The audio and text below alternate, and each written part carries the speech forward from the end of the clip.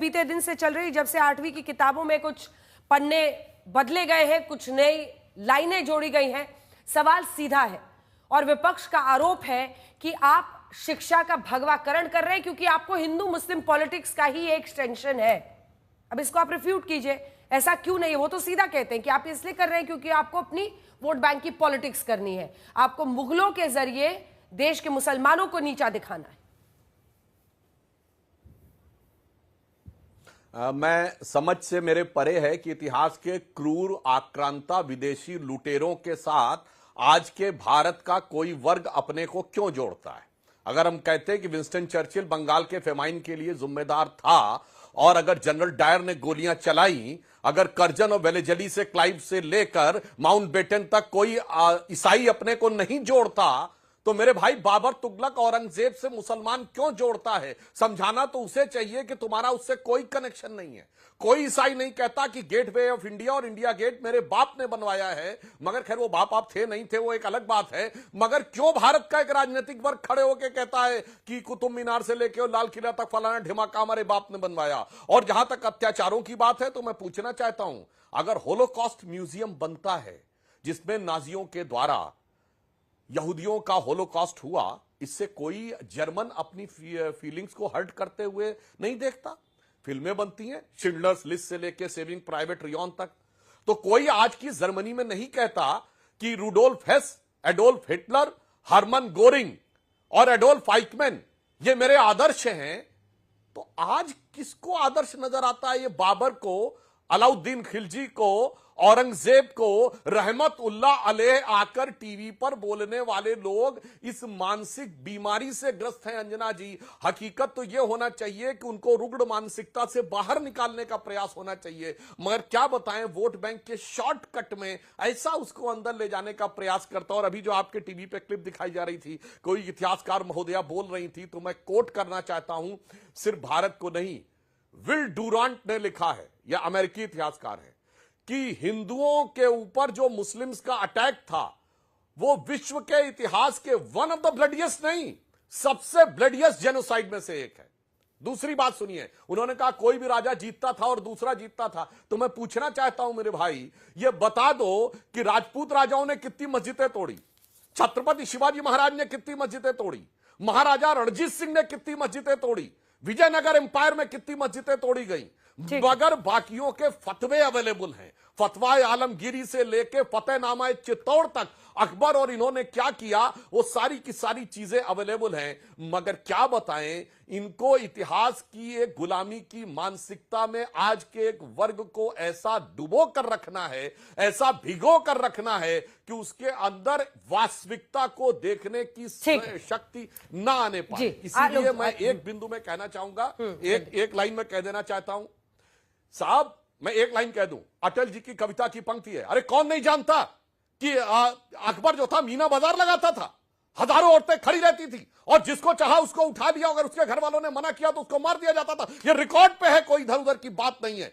इसलिए मैं अटल जी की कविता की वो पंक्ति कहता हूं कि मैं वीर पुत्र मेरी जननी के जगती में जौहर अपार, पूछो अकबर के पुत्रों से क्या याद उन्हें मीना बाजार, क्या याद उन्हें चित्तौड़ दुर्ग में जलने वाली आग प्रखर, जब हाय सहस्त्रों माताएं तिल तिल जलकर हो गई अमर। वो बुझने वाली आग नहीं, रग रग में उसे सजोए हूं, यदि फूट उठे विप्लव लेकर वह अनल तो क्या विस्मय, हिंदू तन मन हिंदू जीवन, रग रग हिंदू मेरा परिचय। तो मेरे विचार से फैक्ट पे बात कर लें, डॉक्यूमेंट पे बात कर लें, या भारत की परंपरा पे बात कर लें।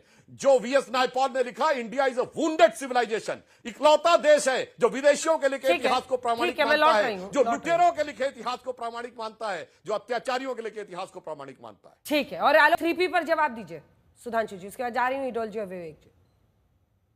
देखिए, बिल्कुल आलोक शर्मा जी ने मेरी बात को साबित कर दिया। मैंने कहा था मुगलों का आज का क्या कनेक्शन है, इन्होंने साबित कर दिया कनेक्शन है, और यह कनेक्शन बनाए रखना चाहते हैं। इसी मानसिकता ने देश को नुकसान पहुंचाया। और यह मनुस्मृति की बात करते हैं, मनुस्मृति की एक चीज आज लागू नहीं है, और यदि आप उस रूप में मानेंगे तो सिर्फ एक ही प्रांत था जहां उस ढंग की चीज लागू थी कि जन्म से जो व्यक्ति सफाई कर्मचारी होगा उसका बेटा पीएचडी करके भी सफाई कर्मचारी रहेगा। कश्मीर में धारा 370 में वाल्मीकि समाज के लिए और आप लोगों ने उसको चला के रखा था। मैं एक दर्जन उदाहरण बता सकते हैं जो शरिया के लागू हैं। जो इमारती शरिया आपने संविधान में पिछले दरवाजे से बाबा साहब के अंबेडकर के संविधान में आपने घुसपैठ लगाकर सेंध मारकर किया। मैं चैलेंज करके कहता हूं आलोक शर्मा जी को, एक प्रावधान बताएं जो मनुस्मृति का लागू है। एक दर्जन बता रहा हूं शरिया के, ट्रिपल तलाक, मेहरम, हलाला, हज सब्सिडी, वक्फ बोर्ड, 4 बीबी, 9 साल की बेटी से बच्ची से शादी और मुस्लिम पर्सनल लॉ बोर्ड।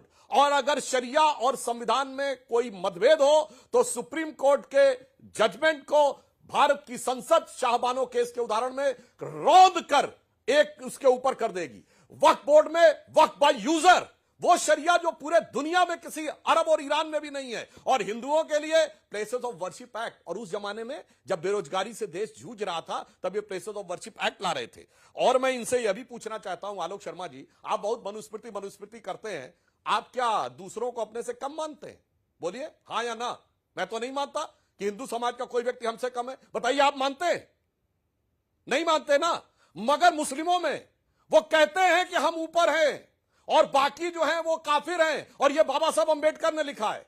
बाबा साहब अंबेडकर की किताब partition, Muslim politics and the partition of India, जो आपने हमारी सरकार आने से पहले पूरा गायब करवा दी थी इतिहास से, उसमें लिखा है कि मुस्लिम समाज का भाईचारा एक बंद कंपार्टमेंट है जहां सिर्फ अपनों के लिए मोहब्बत है, बाकियों के लिए हिकारत है, और मुस्लिम मानते हैं कि बाकी उनसे नीचे हैं। आलोक शर्मा जी, मैं चैलेंज करके कहना चाहता हूं, कोई शेख और सैयद से, और विवेक जी बैठे हैं, मैं चैलेंज करके कहता हूं किसी शेख सैयद कुरैशी से कहलवा दीजिए कि वो हिंदुस्तान का है और वो बाकियों से ऊंचा नहीं है। वो गद्दी, घोसी, बहना, अंसारी, जुलाही जो मुस्लिम समाज के उनसे ऊंचा नहीं है। मगर आलोक शर्मा और हम बैठे, हम तो नहीं किसी को मानते, मगर फूट डालो राज करो की नीति के द्वारा उस जमाने के लोगों को आज जोड़कर। और मैं आलोक जी एक और बात आपसे कहना चाहता हूं, मैं डॉक्यूमेंट्री एविडेंस पे बात करता हूं। कर्नल जेम्स टॉड ने लिखा है, आपको बताऊं, दर्शकों से कह रहा हूं, अंजना जी, एक आरजे रमल है प्रोफेसर हवाई यूनिवर्सिटी के, उन्होंने पूरी दुनिया में जेनोसाइड के ऊपर एक स्टडी की है। उनकी वेबसाइट अवेलेबल है, डेमोसाइट, कोई जाके चेक कर ले। 13वीं 14वीं शताब्दी में गुलाम वंश से, तुगलक काल से मुगल वंश में कितने लाख लोग मारे गए, इसका पूरा डिटेल अवेलेबल है। और छत्रपति शिवाजी महाराज के शासनकाल में, उनके दरबार में, उनके राज कवि भूषण ने लिखा है कि कुंभकर्ण असुर अवतारी औरंगजेब, काशी और प्रयाग में दुहाई फेरी रब की, तोड़े देव देवालय शहर मोहल्ले के रे, लाखों मुसलमान की ये माला तोड़ी सब की। और काशी करबला होती, मथुरा मदीना होती, शिवाजी ना होते तो सुन्नत होती सबकी। मैं हवा में बातें नहीं करता हूं, मैं कोट करके किताबें रेफरेंस कोट कर रहा हूं। आप लोगों की तरह राजनीतिक वक्तव्य नहीं देखता। आलोक शर्मा जी आए बाएं बोलेंगे, छोटा सा रिपोर्ट, उसके बाद मुझे तीन चार चीजें जो सांसद जी ने उठाई है, मैं उनका जवाब देता हूँ। प्लेस ऑफ वर्शिप एक्ट 1991 में आया। इनकी सरकार कितने साल हो गए वह उस 91 के बाद आज तक? 6 साल अटल बिहारी वाजपेयी रहे, 11 साल मोदी जी हो गए, लगभग 17 साल। किसी एक सांसद में हिम्मत नहीं हुई कि उस एक्ट के खिलाफ एक प्राइवेट मेंबर बिल भी ले आए। लेकिन यहां पर वोट मांगने के लिए टीवी पर उपदेश देना बहुत जरूरी है। 3 तलाक की बात करते हैं आप।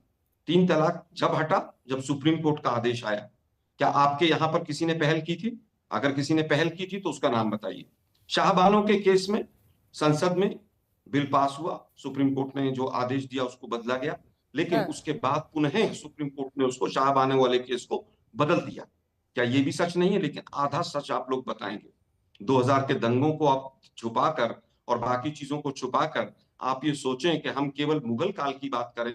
मैंने आपसे सीधा सवाल पूछा, क्या अंग्रेजों ने अत्याचार नहीं किए थे? क्या अंग्रेजों के अत्याचार पर आपने 4 सेंटेंस ऐड किए? लेकिन वो आपके मित्र थे। आज भी फूट डालो, शासन करो, आप उन्हीं से सीखते हैं। इसलिए अंग्रेजों के शासन काल पर बहुत बदलाव नहीं करेंगे। जलियांवाला बाग की आपने बात की, हमने तो एनसीईआरटी की किताबों में ही पढ़ा था कि भाई जलियांवाला बाग में ऐसा ऐसा हुआ था। फिर भी एक कमेटी बनती, कोई काम करती। लेकिन दुर्भाग्य ये कि आज जो लोग कमेटी में थे वो कह रहे हैं कि हमारा नाम एनसीईआरटी की किताबों से हटा दीजिए, चाहे वो योगेंद्र हो चाहे सुहास जी हो। आज हालत ये हो गई है कि वाइस चांसलर से लेकर चपड़ासी तक एजुकेशन सिस्टम में आरएसएस बैकग्राउंड का आदमी होना चाहिए, एबीवीपी बैकग्राउंड का आदमी होना चाहिए, चाहे वो पीएचडी हो चाहे ना हो, चाहे उसको टीचिंग एक्सपीरियंस हो चाहे नहीं हो, आरएसएस की मोहर लगनी चाहिए। ठीक है, सुधांशु जी आप जवाब दीजिए, विवेक जी का और आलोक जी का, दोनों का। उनका कहना है आप लोग जहर फैलाने के लिए कर रहे हैं, जो राजपूत थे वो तो अकबर के साथ थे, उनके लिए लड़ते थे। विवेक जी का पॉइंट है। नहीं, वो लेफ्ट वालों की तो अजब गति है। लेफ्ट वाले जिस देश में सत्ता में रहे तोप लगा के मस्जिदें उड़ाई, चाइना से लेके, चेकोस्लोवाकिया से लेके, रूस से लेके उज्बेकिस्तान। आज भी चाइना में न मुसलमान दाढ़ी रख सकता है, न पब्लिकली टोपी रख सकता, न पब्लिकली नमाज पढ़ सकता है, मस्जिदों के ऊपर गुंबद नहीं हो सकते। और देखिए यहां कैसे 6 गज की जबान निकाल के आके बोलने लगते हैं। वो एक राजनीतिक पक्ष है। पर मैं एक फैक्चुअल बात भी करना चाहता हूं। ये इन्होंने कहा दीन इलाही, अरे दीन इलाही को तो इस्लाम ने खारिज कर दिया था। मौलवियों का फतवा था, आज कहां है दीन इलाही? और किस मौलवी को बर्खास्त किया था? आके हवा में बोलने लगते हैं। मैं आपके दर्शकों के सामने एक फैक्ट रखता हूं। हल्दी घाटी के युद्ध की मैं बात कहता हूं, महाराणा प्रताप और अकबर की सेनाओं के बीच में हुआ, जिसको कि मान सिंह लीड कर रहे थे। अब मैं एक बात कहना चाहता हूं, हम सब ने पढ़ा कि महाराणा प्रताप लड़ाई हार गए, पर क्या यह सच है? कोई राजा लड़ाई हारा, इसके 4 डिफाइंड पैरामीटर है। नंबर 1 वो मार दिया गया हो, नंबर 2 वो बंदी बना लिया गया हो, नंबर 3 उसने टैक्स देना शुरू कर दिया हो, नंबर 4 उसने दरबार में जाके हाजिरी लगा दी हो। महाराणा प्रताप ने इन चारों में से कुछ भी किया नहीं किया, तो किसने कहा कि हार गए? ये इसके लिए वीएस नायपॉल ने कहा, जैसे इनके दिमाग से निकला, उन्होंने कहा दुनिया में कहीं भी लड़ाई होती है, दो राजा लड़ते हैं, देश एक कोई महान मानता है, पर भारत अजीब है। यहां की टेक्स्ट बुक में अकबर महान है और जनता के बीच में महाराणा प्रताप महान है। और मैं ये भी कहना चाहता हूं मेरे भाई, जब आप रामचरितमानस पर भी पूछ रहे हैं सुधांशु जी, कहना चाहता हूं, आलोक शर्मा जी बोले, वो कह रहे हैं तुलसीदास जी ने रामचरितमानस कैसे लिखी? अरे इतने सारे प्रश्न है आपका। हाँ सुनिए, सुनिए सारी बातें बता रहा हूं। तुलसीदास ने रामचरितमानस जो लिखी, वो तो उसका अकबर से क्या लेना देना है मेरे भाई? आप कहां से बीच में आ गए? अब मैं दूसरी बात एक फैक्ट कहना चाहता हूं, सुनिए। 1991 में प्लेसेस ऑफ वर्शिप एक्ट आया, और मैं दर्शकों से मैं कहना चाहता हूं, जाके इस बात को चेक कर। भाई क्या तरीका है बीच में डिस्टर्ब करने का? 75 का क्वेश्चन है और 20 मिनट का प्रोग्राम है, 30-35 मिनट का, और ये एक चीज का फैक्ट नहीं कोट कर रहा हूं, फैक्ट कोट कर रहा हूं। 1991 में प्लेसेस ऑफ वर्शिप एक्ट आया, अभी आलोक शर्मा जी बोल रहे थे। दर्शकों से कहता हूं जाके चेक करिए। देश की अर्थव्यवस्था ध्वस्त, महंगाई 17.5%, बेरोजगारी प्रचंड, 2 बार रुपये का devaluation, foreign exchange reserve 1 billion से कम, सोना गिरवी रखा गया, और उस समय इनको प्लेसेस ऑफ वर्शिप एक्ट ध्यान आ रहा था। आज आके भाषण देते विकास की बात करो। मैं कहना चाहता हूं, उस सबसे बुरे दौर में, आजादी के बाद की अर्थव्यवस्था में, इनको सांप्रदायिक राजनीति सूझ रही थी। मगर चिंता मत करिए, भगवान की लीला देखिए। जब बाबरी मस्जिद थी तो foreign exchange reserve less than 1 billion था। जब बाबरी मस्जिद का, और वो 100 बिलियन पहुंचा अटल जी की सरकार में, 500 बिलियन पहुंचा मोदी 1 में। जिस समय जजमेंट आया 2019 में, तब 500 बिलियन, और जब मंदिर बना तो 650 बिलियन।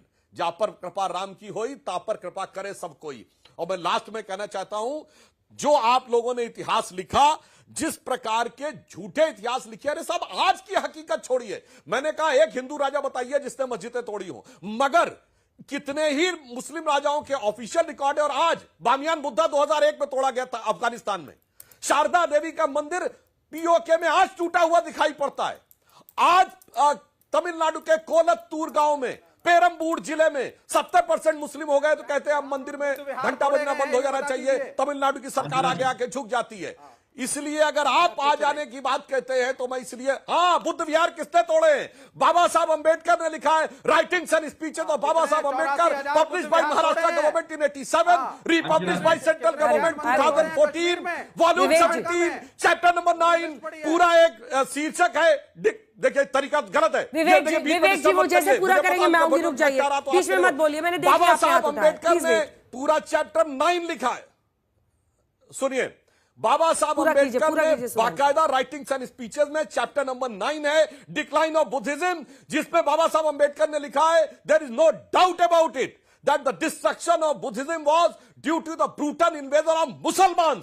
मैं page number 1 chapter number 9, Baba Saheb Ambedkar writings and speeches, volume 17। Vivek Shrivastava ji आए बाएं साएं मत बोलिए, बाबा साहब अंबेडकर को मैंने कोट किया है, हवा में मत बोलिए। इसीलिए मैं कहना चाहता हूं, आप लोगों ने जो इतिहास लिखा, आज देश की धरती से वो शक्ति उठी है जिसने उस इतिहास को हैसियत पे पहुंचा दिया, जिसे मैं एक पंक्ति में कहूंगा, हटा दो ये इतिहास झूठे तुम्हारे। तुमने महाराणा प्रताप के लिए ये लिखा फेनेटिक पैट्रियट, तुमने शिवाजी के लिए लिखा ही हैज लूटेड सूरत। तो मैं कहना चाहता हूं हटा दो ये इतिहास झूठे तुम्हारे, यहां जर्रे जर्रे पे सच है लिखा रे। जो कोई किताबें न बानी कहेगी तो ये माटी सभी की कहानी कहेगी, और उस माटी से उठकर वो शक्ति आई है जिसने गुलामी की मानसिकता को अब हटाना शुरू किया है। अब मैं इनको सारों चैलेंज करके कहता हूं, मैंने एक फैक्ट गलत बोला हो तो बता दें, और सारे दर्शकों से कहता हूं ना मेरी बात पे काउंटर कीजिएगा, ना आलोक शर्मा जी के ना विवेक जी पे, अपने आप जाइए और सोर्सेस कोट करिए। फैक्ट्स पे सोर्स कोट कीजिए और